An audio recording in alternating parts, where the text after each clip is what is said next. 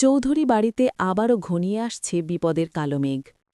অপমানের জ্বালা বুকে নিয়ে নিজের তথাকথিত অধিকার ফিরে পেতে এবার সরাসরি মিডিয়া ও প্রেস নিয়ে হাজির মোনালিসা।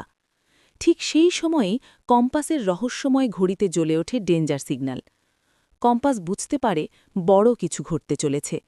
তার হৃদয় যেন ইঙ্গিত দেয় এবার শুধু পরিবার নয়, মান সম্মান বাঁচানোর লড়াই। বিস্ফোরিত রাগ, ফাঁস হল নাটক। চৌধুরী বাড়ির অন্দরমহলে উত্তেজনা চরমে। বিহান ক্রোধে ফুঁসছে, তার চোখে স্পষ্ট বিশ্বাসঘাতকতার আগুন। ঋতুজা দেবী ঘরে ঢুকতেই বিহান জানায় মোনালিসা এতদিন চোখের অসুখের নাটক করে সবাইকে বিভ্রান্ত করেছে। বিহান বলে, কম্পাস না থাকলে আমরা কখনোই বুঝতে পারতাম না এই ভয়ঙ্কর প্রতারণা। তার কণ্ঠে কৃতজ্ঞতা। কম্পাস শুধু সত্যিই প্রকাশ করেনি, সে এই পরিবারের মান সম্মানও রক্ষা করেছে। অন্যদিকে মোনালিসা নাকি মুক্তি সেনাপতিদের সঙ্গে গোপনে হাত মিলিয়ে পুরো বাড়িটাকে ফাঁদে ফেলতে চেয়েছিল। পরিস্থিতি ধীরে ধীরে বিস্ফোরণের দিকে এগোচ্ছে। কম্পাস। হঠাৎ করেই কম্পাসের মনে অদ্ভুত এক অস্বস্তি। সে ঋতুজাকে জানায় তার মনে হচ্ছে বাড়িতে কেউ অস্ত্র নিয়ে ঢুকেছে। ঋতুজা আতঙ্কিত।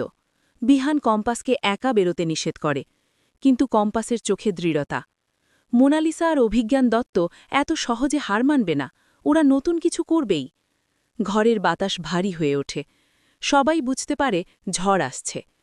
অভিজ্ঞান দত্তের কুপরিকল্পনা, বাঁকা পথে অধিকার। অপমান সহ্য করতে না পেরে মোনালিসা ছুটে যায় তার দাদু অভিজ্ঞান দত্তের কাছে। কাঁদতে কাঁদতে সব ঘটনা জানায়। অভিজ্ঞান দত্ত ঠান্ডা মাথায় শোনেন, তার চোখে অদ্ভুত চতুর হাসি।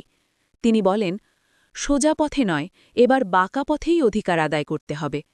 তারপর শুরু হয় এক ভয়ঙ্কর ষড়যন্ত্র। মোটা অঙ্কের টাকার বিনিময়ে প্রেস ও মিডিয়াকে নিয়ন্ত্রণে আনা হয়। পরিকল্পনা তৈরি হয়, বিহানির বিরুদ্ধে চরিত্র হননের অভিযোগ তোলা হবে। অভিযোগ হবে সে নাকি মেয়েদের ব্যবহার করে, ভালোবাসার নামে প্রতারণা করেছে, বিবাহিত হয়েও অন্য সম্পর্কে জড়িয়েছে। মোনালিসার চোখে জল, কিন্তু ভেতরে আগুন। রাত গভীর। কম্পাস যখন মায়ের বাড়ির উদ্দেশ্যে বেরোতে যাচ্ছে, ঠিক তখনই বাড়ির সামনে ভিড় জমায় সাংবাদিকরা।